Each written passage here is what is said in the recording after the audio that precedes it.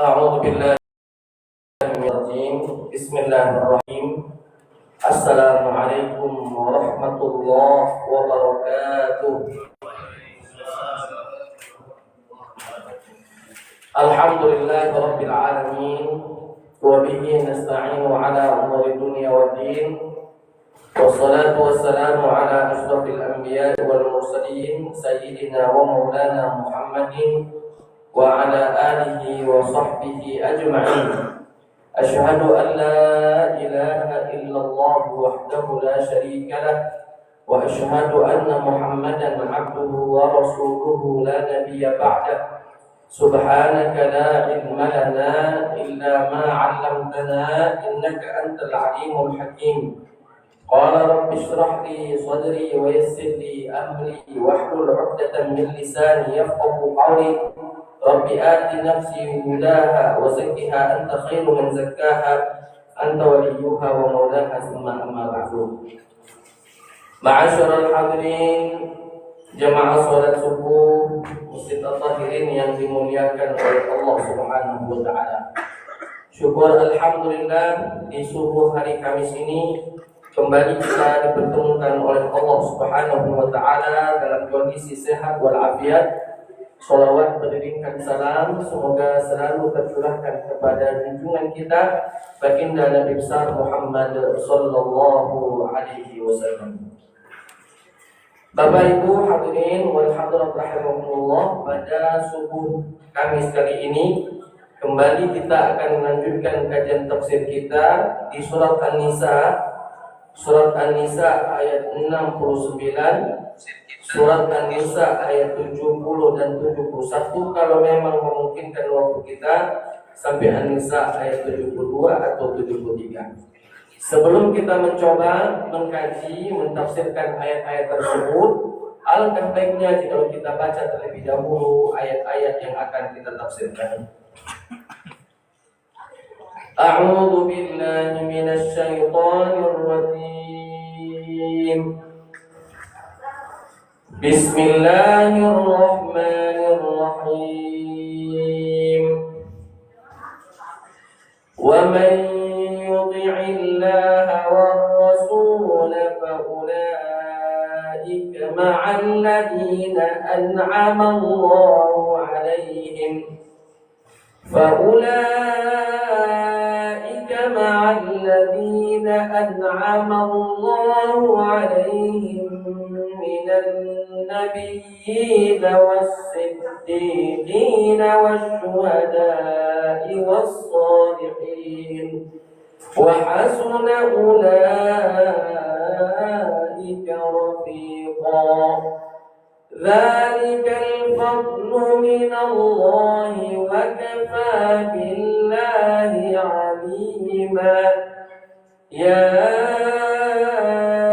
أيها الذين آمنوا خذوا حذركم فانفروا ثبات أو انفروا جميعا. وإن منكم لمن ليبطئن فإن أصابتكم مصيبة قال قد أنعم الله علي إذ لم أكن معهم شهيدا. Ma'asyiral hadirin jamaah salat subuh Masjid At-Tahirin yang dimuliakan oleh Allah Subhanahu wa taala. Di ayat 69 di dalam surat An-Nisa ini Allah Subhanahu wa taala memberikan kabar gembira bagi orang-orang yang senantiasa mentaati Allah dan mentaati Rasul-Nya, bahwa mereka-mereka yang senantiasa taat kepada Allah dan Rasul-Nya, nanti di akhirat mereka akan dikumpulkan bersama para nabi, bersama para siddiqin, bersama para syuhada, bersama para orang-orang soleh dan orang-orang yang diberikan nikmat kepada mereka. Nah, ayat ini sebagai motivasi bagi orang-orang yang beriman agar supaya menjaga imannya. Wabil khusus kita yang hidup di akhir zaman ini, yang notabenanya adalah ujian demi ujian tak henti-henti, bertubi-tubi, mengarah kepada kita, menabrak kita, menguji kita dan lain sebagainya. Nah, ketika kita tahu ma'asyiral hadirin bahwa ujian demi ujian tersebut kadang membuat kita lemah, kadang membuat kita futur, kadang membuat kita bermalas-malasan untuk meningkatkan keimanan kita. Nah, ketika kita membaca ayat ini, motivasi kembali agar supaya kita senantiasa menjaga iman kita, supaya iman kita selalu stabil, iman kita selalu di atas rata-rata, supaya tapi di akhirat nanti ketika sudah selesai kehidupan dunia, kita akan dikumpulkan oleh Allah Ta'ala bersama orang-orang yang mendapatkan nikmat yang Allah berikan nikmat kepada mereka, minan nabiyyina was-siddiqina wasyuhada'i was-salihin. Bapak Ibu hadirin wal hadirat, ayat ini juga menjelaskan kepada kita tingginya derajat orang-orang yang taat kepada Allah dan Rasulnya di akhirat nanti. Karena di akhirat nanti Bapak Ibu tidak ada yang melebihi tingginya derajat para nabi. Para nabi itu tinggi derajatnya di sisi Allah Ta'ala, karena mereka ini adalah perpanjangan tangan Allah di atas muka bumi. Mereka ini perpanjangan lidah Allah di atas muka bumi. Mereka adalah pilihan-pilihan Allah untuk berdakwah, mengajak manusia menuju jalan kebenaran, jalan yang diperintahkan oleh Allah dan oleh Allah Subhanahu wa Ta'ala. Maka di akhirat nanti sebagai upah, tanda kutip, sebagai hadiah, sebagai balasan bagi mereka, para nabi mendapatkan derajat posisi tinggi di hadapan Allah Subhanahu wa Ta'ala di hari kiamat nanti. Nah, karena para nabi mendapatkan posisi tinggi, nah orang-orang yang taat kepada mereka pun diberikan posisi tinggi di hadapan Allah.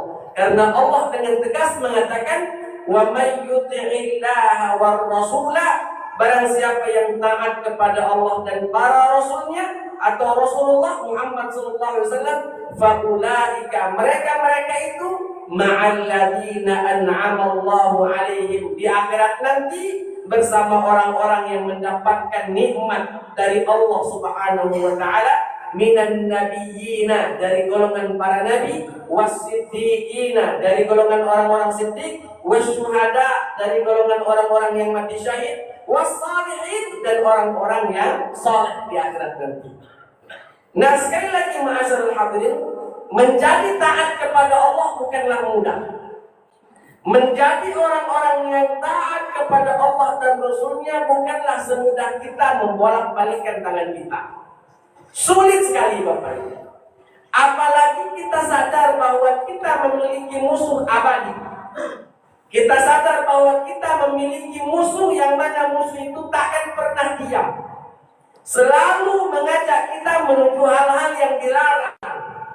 Selalu mengajak kita, memerintahkan kita untuk melakukan sesuatu yang dimurkai oleh Allah Subhanahu wa Ta'ala. Musuh kita itu bernama setan, Bapak. Innahu lakum aduwwum mubin. Setan itu adalah musuh kita yang nyata. Nah, setan ini sudah berjanji di hadapan Allah. Dia minta ditangguhkan oleh Allah Subhanahu wa Ta'ala, minta ditangguhkan. Para ulama memaknai mentangguhkan di sini setidaknya ada dua maknanya. Para setan meminta pertangguhan kepada Allah, maksudnya penangguhan umur. Minta dipanjangkan umurnya sampai hari kiamat tiba. Itu pendapat pertama. Pendapat yang kedua bahwa penangguhan di sini adalah mereka minta ditangguhkan kepada Allah agar supaya mereka tidak diberikan azab terlebih dahulu selagi mereka masih berada di atas muka bumi ini. Azab mereka baru terima nanti setelah selesainya hidup di atas muka bumi. Para ulama tafsir membenarkan kedua makna ini. Para ulama tafsir membenarkan kedua makna ini, yaitu para setan meminta tangguhan umur kepada Allah agar supaya dipanjangkan umurnya. Untuk apa? Untuk memperbanyak menggoda umat manusia. Begitu juga setan minta ditangguhkan oleh Allah agar supaya azab Allah tidak diturunkan kepadanya. Karena mereka ini senantiasa melakukan kesalahan, senantiasa melakukan perbuatan yang dimurkai, khawatir mereka akan diturunkan azab Allah. Maka mereka mengatakan, qala fa'anzirni ila yaumi yub'atsun. Ya Allah, berikanlah tangguhan kepada kami sampai hari di mana kami dibangkitkan. Nah, Bapak Ibu hadirin, hidup di zaman sekarang tidak mudah untuk menjadi orang yang taat. Sedangkan setan senantiasa menggoda kita, entah itu setan dari golongan jin maupun setan dari golongan manusia. Minal jinnati wan nas. Salah satu contohnya saja Bapak Ibu. Kita hidup di tengah masyarakat. Kita ingin lurus saja. Kita ingin taat kepada Allah. Kita ingin apa kata Allah, apa kata Rasulnya, itulah yang kita kerjakan, itulah yang kita laksanakan. Tapi kadang realitasnya di dalam kehidupan nyata kita, banyak orang-orang yang mengajak kita untuk keluar dari jalan itu. Dengan alasan misalnya, kau ini cak kepakaman, kau ini cak kealiman, kau ini, kau itu. Ujung-ujungnya kita tergoda. Ujung-ujungnya kita tergoda.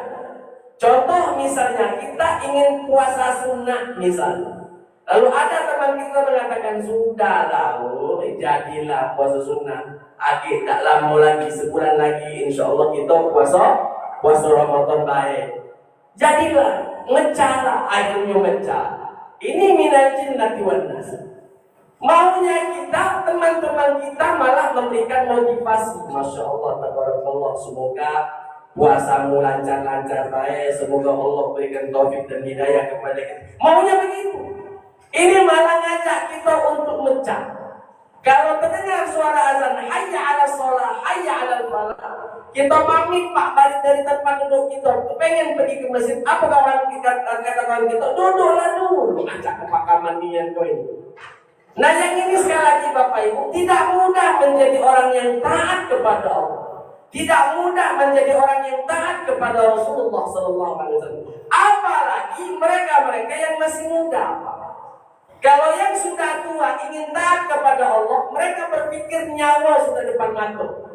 Tapi kalau yang muda-muda ini masih berpikir bahwa umur masih panjang, badan masih sehat, badan masih kuat, tapi mereka mau taat kepada Allah dan Rasulnya, bersegera untuk taat kepada Allah dan Rasulnya, ini tidaklah mudah.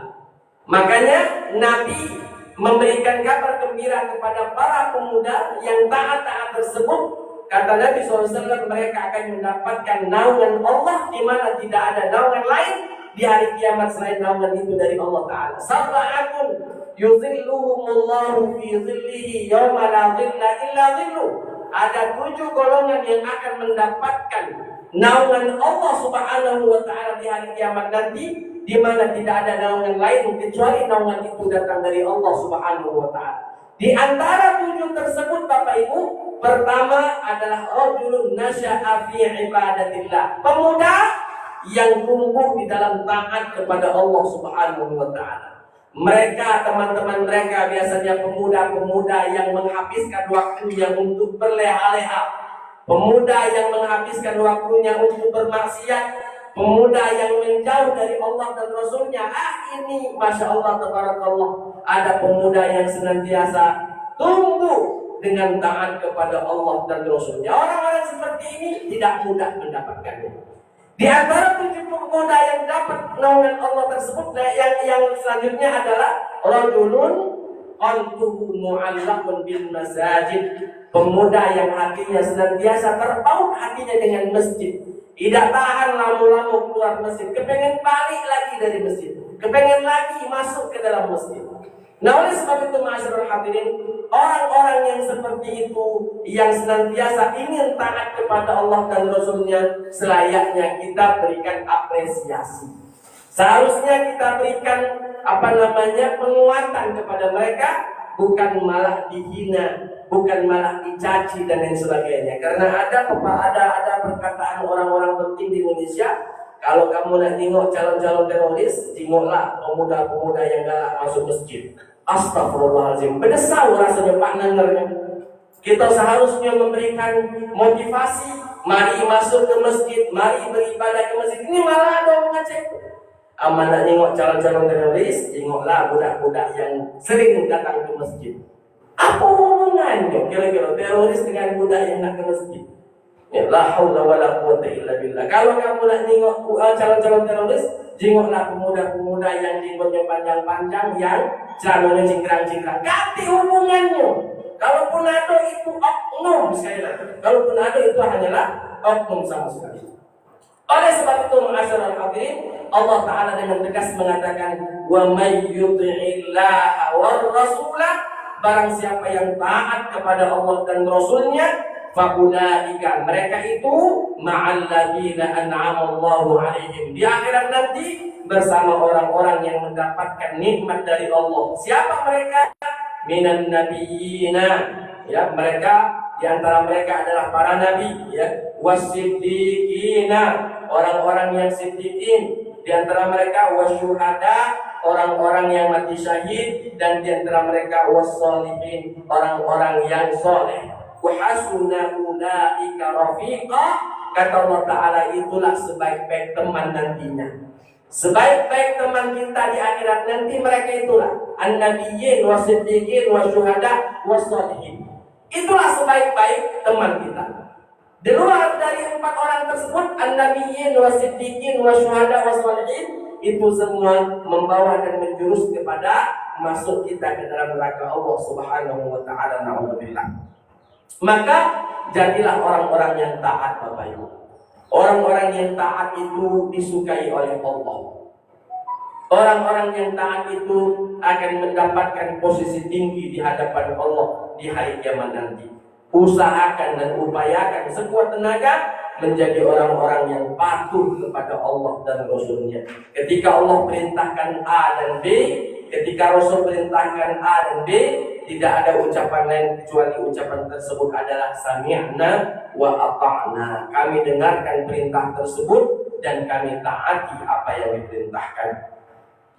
Bapak Ibu hadirin wal hadirat rahimakumullah.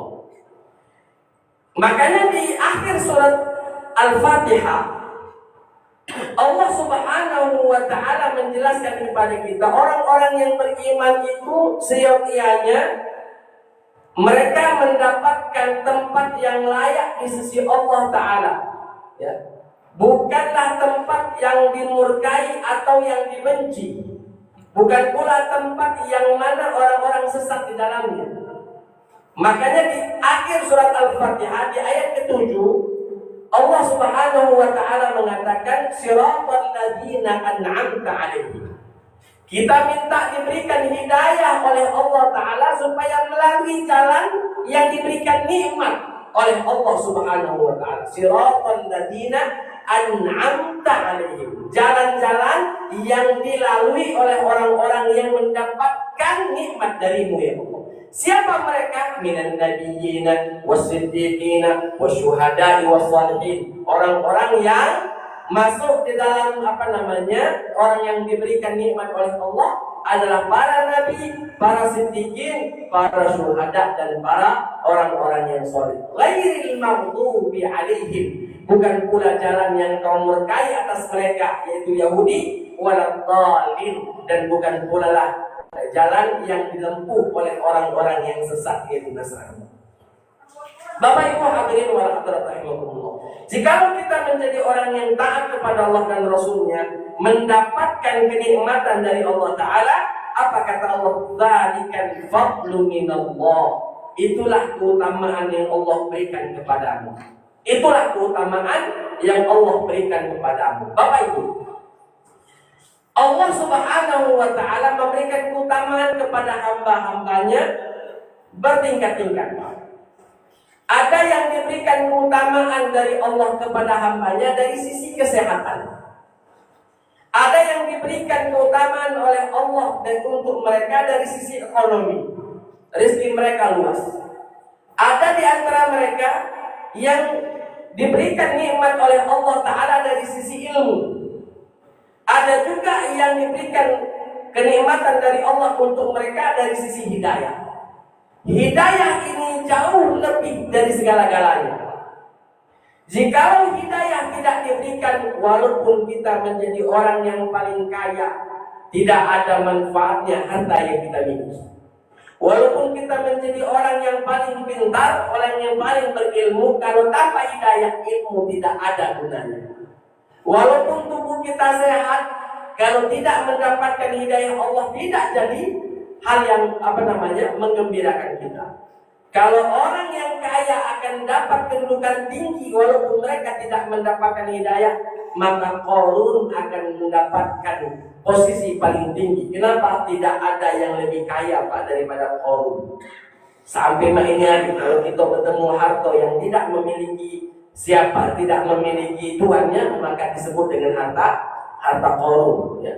Kalau kamu bertemu harta Qarun di Batu Rajo, itu harta Qarun. Kamu bertemu harta tak pertuan di Sekayu, berarti harta Qarun. Padahal Qarun tak pernah tinggal di Batu Rajo, tak pernah tinggal di Sekayu. Saking kayonya Pak Qarun tadi. Kalau ada bertemu harta tanpa tuan, harta karun lagi. Makanya kalau dilihat bahwa orang yang akan mendapatkan nikmat dari Allah adalah orang yang kaya, maka Qarunlah menjadi orang yang paling bahagia. Qarun akan dikumpulkan dalam neraka bersama para Fir'aun. Tidak menjadi orang yang paling mulia di sisi Allah. Begitu juga jabatan yang tinggi tidaklah menjadikan orang itu mulia di sisi Allah apabila tidak mendapatkan hidayah Allah. Contoh barang adalah Fir'aun. Kurang apa Fir'aun? Duit ada, kuasa ada, dia menjadi raja, tapi tidak dapat dari Allah Subhanahu wa Ta'ala hidayah, maka dia termasuk para penghuni neraka. Puntung yu abin neraka. Na'udzubillah summa na'udzubillah. Maka kata Allah, dzalikan fadlu minallah. Itu adalah keutamaan yang Allah berikan kepada mereka. Siapa? Orang-orang yang taat tadi. Maka sekali lagi banyak-banyak bersyukur kalau menjadi orang yang taat. Walaupun mohon maaf rada buntu biasanya, biarlah ini ujian. Ini ujian. Biasanya Pak uang yang taat itu rada buntu. Kenapa? Karena bergerak dikit takut dia kalau yang didapat ini haram. Beda kalau uang yang tak taat ini ada lanjutlah, yang penting adu dulu duit. Yang penting boleh dulu. Perihal ini menipu orang, perihal itu adalah mengambil hak orang atau dan sebagainya, urusan belakang kalau tidak taat. Tapi kalau orang-orang yang taat itu biasanya semuanya selektif di dalam melangkah ke sini, berpikir ini halal atau haram mundur dia. Ada lagi loncat jingonyo, ini halal atau haram mundur lagi. Makanya biasanya ngomong yang taat itu buntu. Kenapa? Ini adalah ujian. Syukur Pak kalau kita taat tidak buntu, cair terus, alhamdulillah. Tapi biasanya cair itu. Ya kalau kita taat biasanya buntu-buntunya kok susah bergerak. Makanya Nabi mengatakan, ad-dunya sijnul mu'min. Dunia itu ibarat penjara bagi orang-orang beriman. Wa jannatul kafir, dan sebagai surganya orang kafir. Kenapa? Karena nak bergerak dikit ada aturan. Nak keluar rumah tidak nutup aurat, kurung Pak. Tak jadi keluar rumah. Ngapa? Karena auratnya belum tertutup. Tak jadi. Mau melakukan A, melakukan B, dia selalu mewanti-wanti dirinya jangan sampai terjatuh pada hal yang dilarang oleh Allah. Maka seperti di dalam penjara banyak aturan. Makanya Nabi mengatakan demikian, ad-dunya sijnul mu'min wa jannatul kafir. Dunia ini ibarat seperti penjaranya orang yang beriman, wa jannatul kafir, dan sebagai surganya orang-orang kafir. Kenapa? Bebas orang kafir mau melakukan apapun silakan. Tapi sebaliknya akhirat adalah surganya bagi orang yang beriman, oleh bagi orang-orang kafir, karena di akhirat nanti balasan demi balasan Allah akan berikan. Faman ya'mal misqala dzarratin khairan yarah wa man ya'mal misqala dzarratin syarran yarah. Yang berbuat baik di akhirat dibalas kebaikan, yang berbuat buruk di akhirat dibalas dengan keburukan. Bapak Ibu hadirin wal hadirat, dzalikal fadlu minallah wa kafa billahi alima.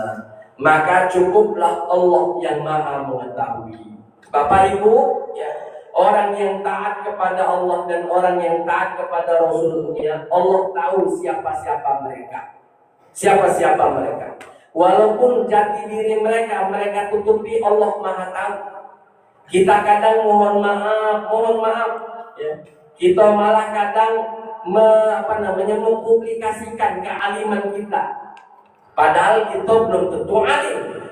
Kita kadang mempublikasikan iman kita, padahal iman kita mungkin masih rapuh. Allah Maha tahu siapa yang lebih beriman, siapa yang tidak. Pak, iman itu tidak dilihat dari pakaian. Seberapa putih baju tidak. Iman itu tidak terlihat seberapa panjang jenggot. Iman itu tidak dilihat dari seberapa panjang sorban, tidak. Cuman tadi jangan kalau kamu ngomong walaupun wong itu muka aurat, belum tentu mungkin iman lebih paham. Malah muka aurat itu kan sudah melanggar aturan. Artinya orang-orang yang masih menutup auratnya walaupun tidak menggunakan jubah, tidak pakai peci putih, sorbannya tidak juga ganti, bisa jadi mereka lebih taat kepada Allah.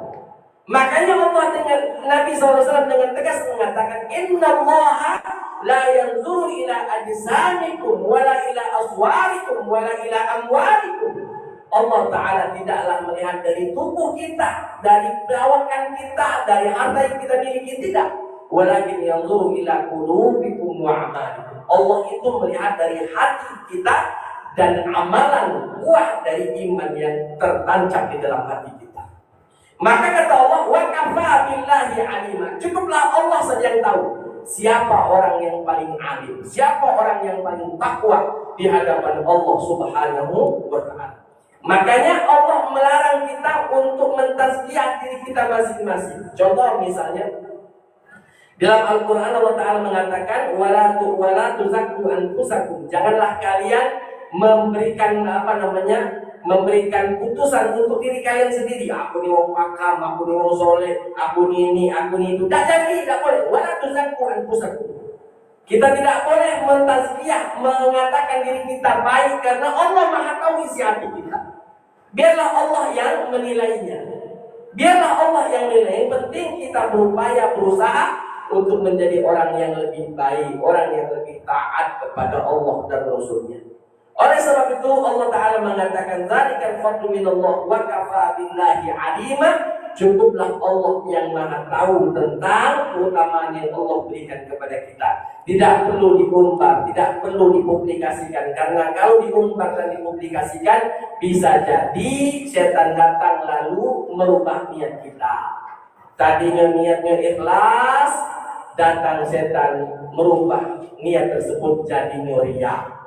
Tadinya kita kepengen sedekah ikhlas, tahu-tahu setan datang merubah niat ikhlas kita menjadi riya, kepengen dipuji, kepengen dikatakan bakam dan sebagainya. Makanya wa kafa billahi alima.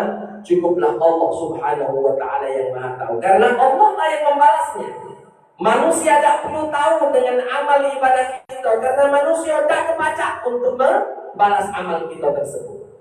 Jadi jangan mengharap balasan dari manusia, tapi haraplah balasan dari Allah Subhanahu wa ta'ala. Makanya jikalau beramallah untuk Allah supaya Allah membalasnya. Tapi jikalau kita beramal untuk selain Allah, maka silakan minta upah dari amal tersebut kepada orang yang kau inginkan. Tak kebaca, dia tidak akan bisa dia memberikan upah atau balasan dari apa yang kita lakukan. Dzalikal fadlu minallahi wa kafa billahi alima. Masuk kita pada ayat selanjutnya. Satu ayat terakhir lah yang akan kita bahas pada subuh kali ini. Allah berfirman, Ya ayyuhalladzina amanu. Allah subhanahu wa ta'ala memulai ayat ini dengan memanggil orang-orang yang beriman. Hai orang-orang yang beriman. Dan selalu saya ingatkan Bapak Ibu, jikalau ada ayat awalannya ya ayyuhalladzina amanu atau ya ayyuhan nasu, maka ketahuilah pada ayat itu ada perintah atau larangan, atau perintah dan larangan di ayat yang sama. Nah, kita lihat ini, ya ayyuhalladzina amanu, apa yang Allah ingin sampaikan. Ya ayyuhalladzina amanu, hai orang-orang yang beriman, khudhu hizrakum, ambillah pakaian-pakaian perang kalian. Ambillah pakaian-pakaian perang kalian. Fanfiru subatin awinfiru jami'a. Silakan pergi berperang subatin, kelompok-kelompok, awinfiru jami'a, atau pergilah berperang semuanya. Ayat ini Bapak Ibu menjelaskan kepada kita bahwa Allah subhanahu wa ta'ala memerintahkan kepada kita untuk berjihad. Tinggal yang mana yang lebih diprioritaskan. Kalau seandainya kita ada panggilan jihad, maka jangan pernah bermalas-malas. Itu nikmat sekali lagi. Kenapa? Allah berikan sarana kita untuk mendapatkan mati syahid. Maka Allah Ta'ala mengatakan, khudhu hizrakum, berhati-hatilah kalian. Ambil pakaian perang. Fanfiru subatin, pergilah berperang berkelompok-kelompok. Awinfiru jami'a, atau pergilah berperang semuanya. Kenapa dikatakan berkelompok-kelompok atau semuanya? Karena di surat yang lain Al-Mujadilah Allah Ta'ala mengatakan bahwa ketika Allah perintahkan kita untuk berjihad, silakan berjihad berkelompok-kelompok atau semuanya, tapi jangan lupakan di antara kita untuk menuntut ilmu. Yarfa'illahu alladhina amanu minkum walladhina utul ilma darajat. Jadi ada orang yang pergi menuntut ilmu, ada di antara mereka yang pergi berjihad di jalan Allah Ta'ala. Kenapa demikian? Karena ilmu dan jihad, Pak, orang yang menuntut ilmu, dia juga dikategorikan berjihad di jalan Allah. Di dalam sebuah hadis Nabi, Rasul mengatakan bahwa barang siapa yang keluar dari rumahnya untuk menuntut ilmu, wa huwa fi sabilillahi hatta yarji, dia dalam kondisi di jalan Allah sampai dia kembali lagi ke rumahnya masing-masing. Man kharaja fi talabil ilmi wa huwa fi sabilillahi hatta yarji. Barang siapa yang keluar dari rumahnya untuk menuntut ilmu, maka dia di jalan Allah hatta yarji'a, sampai dia kembali lagi ke rumah masing-masing. Jadi menuntut ilmu adalah jihad. Maka adik-adik sekalian yang masih dalam masa-masa menuntut ilmu, jangan bermalas-malasan menuntut ilmu. Bahkan kita yang notabene-nya sudah tidak ada lagi mungkin universitas yang akan nerima kita juga tetap harus menuntut ilmu. Karena menuntut ilmu itu Bapak Ibu dari buaya sampai ke liang lahat. Talabul ilmi, utlubul ilma minal mahdi ila lahdi. Tuntutlah ilmu itu dari buaya sampai ke liang lahat. Talabul ilmi fardhatun ala kulli muslim. Menuntut ilmu itu adalah fardu ain, ya, fardu bagi seorang muslim dan muslimah. Bapak Ibu hadirin wal hadirat, maka di ayat ini khudhu hizrakum, Allah perintahkan kita untuk berhati-hati dan mengambil pakaian perang kita. Artinya jangan lengah. Artinya jangan lengah. Apalagi kita tahu di akhir zaman nanti tidak akan pernah bisa kita kita elakkan ada peperangan di antara kita umat Islam dengan orang-orang yang tidak beriman. Maka persiapkan dirimu. Tidak tahu kapan datangnya itu, Pak. Kalau aku sih berdoa mudah-mudahan aku tidak ketemu dengan hal itu. Karena itu fitnah sekali itu. Sedikit kita nurut mereka, bukan nurut Nabi, sedikit. Makanya hati-hati sekali. Tapi kita harus mempersiapkan diri.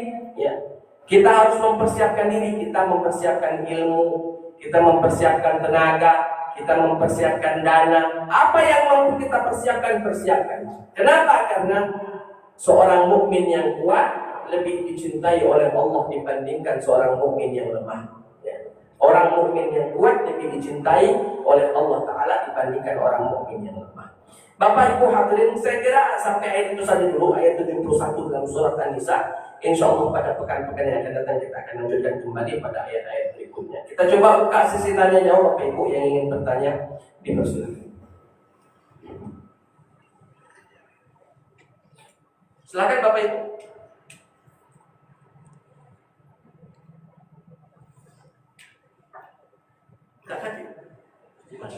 Silakan. Assalamualaikum warahmatullahi wabarakatuh. Assalamualaikum. Pernah mendengar bahwasannya nanti setelah 2 minggu sebelum Ramadan kita melaksanakan sholat biasanya khusus apa? Nah, setelah khusus apa itu kan mungkin 2 minggu sebelum Ramadan itu kan mungkin kita persiapan untuk latihan puasa. Tapi pernah dengar bahwasannya Ustaz melarang bahwasannya kita dilarang puasa 2 minggu sebelum Ramadan itu, kecuali sudah terbiasa puasa Senin Kamis. Oke. Mengapa ada larangan berpuasa 2 minggu sebelum Ramadan? Begini Pak, larangan berpuasa 2 minggu sebelum Ramadan tidak ada. Bahkan Nabi mencontohkan kita untuk memperbanyak berpuasa di bulan Sya'ban ini. Di bulan Sya'ban, Nabi SAW mencontohkan kita untuk memperbanyak berpuasa di bulan Sya'ban. Cuman yang tidak boleh berpuasa itu 1 hari sebelum Ramadan. Kenapa 1 hari sebelum Ramadan tidak boleh kita berpuasa? Khawatir kita jadikan hari itu sebagai hari Ramadan, padahal bulan belum masuk bulan Ramadan. Jadi tidak ada larangan untuk berpuasa, malah kita diperintahkan untuk memperbanyak berpuasa di bulan Sya'ban. Ya, diperintahkan untuk memperbanyak berpuasa di bulan Sya'ban. Tidak ada larangan sama sekali, kecuali hanya 1 hari sebelum hari datangnya hari puasa. Misalnya puasanya Senin, hari Minggunya jangan kamu puasa. Kenapa? Jadikan hari itu betul-betul murni bukan Ramadan, sampai kamu makan, kamu minum disebut. Ya, kalau puasanya hari Selasa, hari Senin jangan puasa. Walaupun kita biasanya puasa Senin Kamis. Karena besok puasa ini hari Senin, maka Senin ini aku tidak puasa. Kenapa? Karena dilarang berpuasa 1 hari sebelum Ramadan tiba. Sisanya disunnahkan malah memperbanyak berpuasa di bulan Sya'ban. Disunahkan memperbanyak berpuasa di bulan Sya'ban. Tidak ada larangan sama sekali berpuasa di bulan Sya'ban, kecuali hanya 1 hari terakhir bulan Sya'ban, karena khawatir kita masukkan 1 hari terakhir Sya'ban itu ke awal Ramadan. Sisanya boleh berpuasa, malah disunahkan kita untuk memperbanyak berpuasa di bulan Sya'ban. Bahkan di dalam riwayat bahwa Nabi SAW tidak terlihat seringnya berpuasa kecuali di bulan Sya'ban. Di riwayat lain, Nabi tidak terlihat seringnya berpuasa kecuali di bulan Muharram. Jadi ada 2 bulan yang Nabi senantiasa berpuasa, memperbanyak puasa dalam bulan tersebut. Yang pertama bulan Sya'ban, yang kedua bulan Muharram. Wallahu ta'ala alam. Tidak ada larangan sama sekali untuk berpuasa di pertengahan sampai akhir dari Sya'ban, kecuali hari terakhir di bulan Sya'ban, karena khawatir kita menjadikan hari terakhir Sya'ban menjadi Ramadan. Sisanya boleh berpuasa. Adapun malam nisfu Sya'ban, para ulama memang berbeda pendapat, tidak kita pungkiri, ada yang membenarkan, ada yang tidak membenarkan. Yang membenarkan mengatakan hadis itu sahih, yang tidak membenarkan hadis nisfu Sya'ban mereka katakan hadisnya dhaif. Jadi perihal nisfu Sya'ban ada 2 pendapat, ada yang membenarkan, ada yang tidak membenarkan. Tinggal kita lebih condong kemana, lebih condong yang membenarkankah atau lebih condong yang tidak membenarkan. Itu masalah khilafiyah, masalah malam nisfu Sya'ban. Kita tidak mungkin itu khilafiyah Bapak Ibu. Tidak bisa kita katakan tak khilaf, padahal khilaf ada di situ. Tapi kalau urusan puasa di bulan Sya'ban, Nabi malah memerintahkan kita untuk memperbanyak puasa sunnah di bulan Sya'ban, kecuali hari terakhir di bulan Sya'ban. Khawatir akan kita samakan Sya'ban dengan Ramadan. Wallahu ta'ala a'lam bishawab. Yang lain?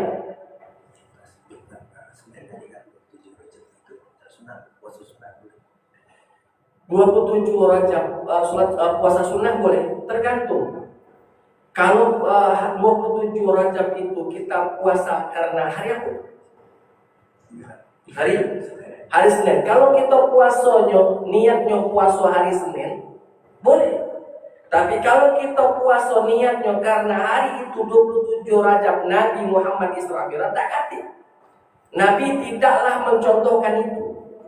Jadi kalau kita berpuasa di 27 Ramadan karena 27 Rajab karena bertepatan di hari Senin atau bertepatan di hari Kamis, ya, silakan, nggak jadi masalah. Tapi niatnya tadi niat Senin Kamis. Tapi kalau kita niatkan hari itu hari Isra Mi'raj, aku nak puasa, nah ini tak kati tuntunannya dari Nabi SAW. Sama seperti puasa di 1 Muharram, Pak. Kalau puasa di 1 Muharram dengan niat puasa tahun baru, tak kati. Inilah disebut dengan bid'ah. Tapi kalau kita puasa tanggal 1 Muharram karena memang di bulan Muharram disunahkan kita berpuasa, silakan. Tinggal tadi niat kita untuk apa? Kalau niat kita puasa Muharram tadi karena memang untuk Muharraman, karena di bulan Muharram disunahkan kita untuk memperbanyak berpuasa sunnah, maka Anda mendapatkan pahala. Asabta, Anda benar. Tapi kalau kita puasa 1 Muharram karena hari itu tahun baru, tak kati, Pak. Kenapa? Karena tahun baru tidak di zaman Nabi. Tahun baru Islam itu di zaman Khalifah Umar bin Khattab radhiyallahu anhu. Lalu bagaimana kita katakan sunnah kalau di zaman Nabi itu tidak ada? Jadi kalau berpuasa 1 Muharram dengan niat itu adalah di bulan Muharram, bulan yang agung, silahkan. Tapi kalau kita puasa 1 Muharram karena hari itu tahun baru, nah ini bid'ah, ini yang tak hati. Ya, jadi padahal sama Pak amalan, cuma niatnya beda. Sama seperti kalau puasa 27 Rajab, bertepatan hari Senin misalnya. Kita puasa 27 Rajab, bukan puasa 27 Rajabnya, tapi aku berpuasa karena Senin Kemisnya. Bismillah, kau dapat pahala. Tapi kalau puasa karena 27 Rajab, Nabi tidak pernah nyontohnya. Wallahu ta'ala alam. Jadi masalah niat saja bisa merusak, Pak. Bisa benar atau salahnya amalan tergantung niat. Maka wajar kalau Nabi mengatakan innamal a'malu binniyat wa innamal likulli imrin ma nawa. Wallahu ta'ala alam. Yang lain? Maksud saya itu yang kasar. Misalnya pas Sya'ban mulai latihan kan pemanasan untuk Ramadan. Jadi kita Senin Kamis mungkin ada 3 hari kan. Nah, katanya tidak boleh sebelum Ramadan kecuali dari sekarang kan. Tidak ada larangan. Bahkan kita diperintahkan untuk memperbanyak puasa sunnah. Jadi sekali lagi yang saya garis bawahi, tidak ada larangan kita berpuasa di bulan Sya'ban sama sekali. Bahkan kita diperintahkan untuk memperbanyak berpuasa di bulan Sya'ban, kecuali hari terakhir. Itu baik. Kecuali hari terakhir di bulan Sya'ban, kita tidak boleh berpuasa di hari tersebut. Kenapa? Karena khawatir kita menjadikan hari tersebut menjadi hari Ramadan, padahal itu masih di bulan Sya'ban. Sisanya kita diperintahkan untuk memperbanyak puasa sunnah. Mau dari awal Sya'ban silahkan, mau setelah nisfu Sya'ban baru nak puasa sunnah, latihan masuk Ramadan juga silahkan. Tidak jadi masalah. Tidak ada hadis atau ayat yang melarang kita berpuasa di bulan Sya'ban. Bahkan hadis-hadis tersebut malah memerintahkan kita, memberikan motivasi kepada kita untuk mengisi hari-hari di bulan Sya'ban, memperbanyak berpuasa kecuali hari terakhir di bulan Sya'ban. Itu saja. Wallahu ta'ala a'lam. Ibu di belakang tidak bertanya? Masya Allah, ibu kita nyantai. Ada Bapak Ibu? Silakan Pak, silakan. Assalamualaikum warahmatullahi wabarakatuh. Seorang yang tidak menuntut ilmu kan bakal hancur. Orang yang menuntut ilmu juga bisa hancur. Tidak mengamalkan itu. Kalau menuntut ilmu dan mengamalkan itu bisa hancur. Kalau tidak dikasih itu maksudnya seperti apa? Ini perkataan dari Imam Al-Ghazali. Di dalam kitabnya Ihya Ulumuddin mengatakan bahwa setiap orang itu akan hancur kecuali mereka orang-orang yang berilmu. Orang-orang yang berilmu pun akan hancur kecuali mereka-mereka yang mengamalkan ilmunya. Orang-orang yang mengamalkan ilmunya pun akan hancur binasa kecuali mereka yang ikhlas di dalam mengamalkan amal tersebut. Artinya apa, Pak? Kalau kita tidak menuntut ilmu, lah pasti kita hancur. Kenapa? Segala sesuatu yang kita akan kerjakan ini menuntut kita untuk memiliki ilmunya. Coba bayangkan kalau kita sholat tanpa tahu mana cara sholat yang benar. Diterima tidak sholat kita? Pasti tidak. Coba kalau kita berpuasa tanpa mengetahui apa dan bagaimana cara berpuasa yang benar, maka diterima tidak puasa kita? Tentu tidak. Kenapa? Karena kita melakukannya tidak standar yang disampaikan oleh Allah dan Rasulnya. Maka wajib bagi kita untuk menuntut ilmu. Wajib bagi kita untuk menuntut ilmu. Yang paling penting adalah ilmu syariat. Kalau ilmu-ilmu kaun, ilmu-ilmu duniawi, ini kena ini dapatnya ini kena ini dapat itu urusan duniawi, tidak jadi masalah. Ada orang yang baca alhamdulillah, tak ada yang baca tidak apa-apa. Tapi kalau urusan agama, per individu harus tahu, Pak. Setiap kita harus tahu bagaimana cara sholat, berarti ilmu sholat dia harus tahu. Bagaimana cara puasa, berarti ilmu puasa dia harus tahu. Bagaimana cara A, cara B, cara C, berarti ilmu A, ilmu B, ilmu C dia harus tahu. Makanya semua orang akan hancur kecuali mereka yang berilmu. Dan orang-orang yang berilmu pun akan hancur. Jangan bilang orang yang berilmu itu akan aman. Orang yang berilmu pun akan hancur. Bahkan di sebuah hadis Nabi, Rasul mengatakan pertama sekali yang akan dihisab oleh Allah Ta'ala adalah orang-orang yang berilmu. Ditanya, dia berilmu untuk apa? Kalau memang dikatakan ini untukmu ya Allah, kata Allah, kadzabta, kau bohong. Lalu mukanya diseret di tanah, lalu dilemparkan masuk ke dalam neraka. Kenapa? Karena dia mencari ilmu atau memiliki ilmu tidak ikhlas karena Allah Ta'ala. Makanya orang yang berilmu pun akan hancur kecuali mereka yang mengamalkan ilmunya. Orang yang mengamalkan ilmunya, tahu ilmu sholat, dia sholat, tapi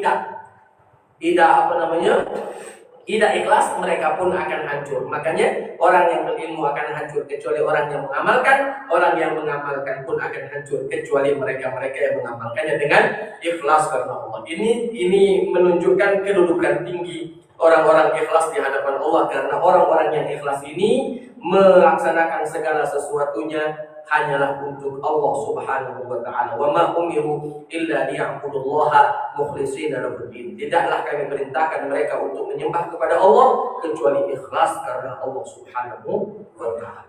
Saya kira itu. Jadilah baik, terakhir. Assalamualaikum warahmatullahi wabarakatuh. Assalamualaikum. Ini luar materi Ustaz. Silakan. Jadi tentang umroh Ustaz.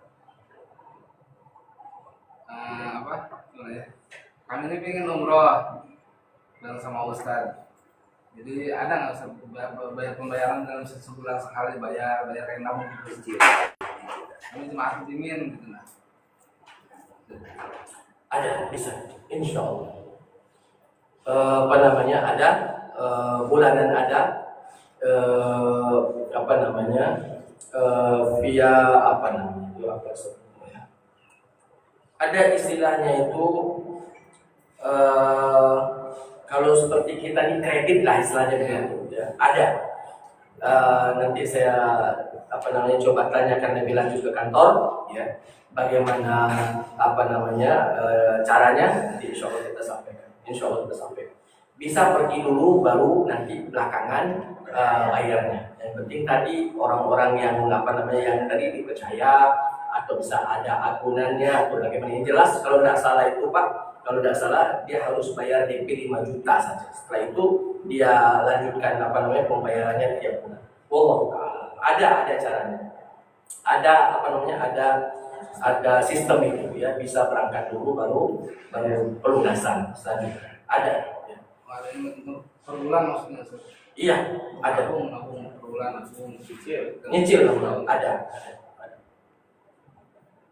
Bismillah ya. Saya insya Allah berangkat tanggal 27 Februari yang akan datang. Ya insya Allah awal Ramadan kita di situ. Kalau memang nggak tahu masih ada nggak seatnya ini. Terakhir hari kedatangan kemarin di hari Jumat saya cari-cari kabar masih ada seat tidak di tanggal 27. Mereka mengatakan masih ada 6 seat lagi. Itu seminggu yang lalu. Nggak tahu hari ini. Iya, balik kemarin. Iya, pas balik kemarin hari Jumat kemarin saya tanya, seat tanggal 27 masih ada enggak? Mereka bilang masih 6 orang lagi kalau salah, 6 kursi lagi yang masih kosong. Tidak tahu hari ini karena sudah seminggu, kurang lebih sudah seminggu, 6 hari. Sudah berisi kah atau sudah full kah? Wallahu a'lam. Nanti saya coba cek lagi. Wallahu a'lam. Jadilah Ramadan tadi. Amin. Jadilah. Baik Bapak, itu saja mungkin yang bisa saya sampaikan pada kesempatan kali ini. Nah, mari kita mengangkat tangan bermunajat kepada Allah Ta'ala. Mudah-mudahan apa yang kita niatkan Allah Subhanahu wa Ta'ala berkenan untuk mengijabah semua doa kita. A'udzu billahi minasyaitonir rajim. Bismillahirrahmanirrahim. Alhamdulillahirabbil alamin. Wassalatu wassalamu ala asyrofil anbiya'i wal mursalin sayyidina wa maulana Muhammad wa ala alihi wa sahbihi ajma'in. Allahumma ighfir lana dhunubana wa liwalidina warhamhum kama rabbawna shighara. Allahumma ij'al jam'ana hadha jam'an marhuma wa tafarruqana min ba'dihi tafarruqan ma'suma wa la taj'al fina wa la minna shaqiyyan wa la mahruma. Rabbana zalamna anfusana wa illam taghfir lana wa tarhamna lanakunanna minal khasirin. Rabbana atina fid dunya hasanah wa fil akhirati hasanah wa qina adzabannar. Wa sallallahu ala khairi khalqihi Muhammadin wa ala alihi wa sahbihi ajma'in. Subhana rabbika rabbil izzati amma yasifun wa salamun alal mursalin walhamdulillah. Itu saja mungkin yang bisa saya sampaikan pada kesempatan kali ini. Mudah-mudahan ada manfaatnya bagi kita semuanya. Subhanakallahumma wa bihamdika asyhadu an la ilaha illa anta astaghfiruka wa atubu ilaik. Assalamualaikum warahmatullahi wabarakatuh.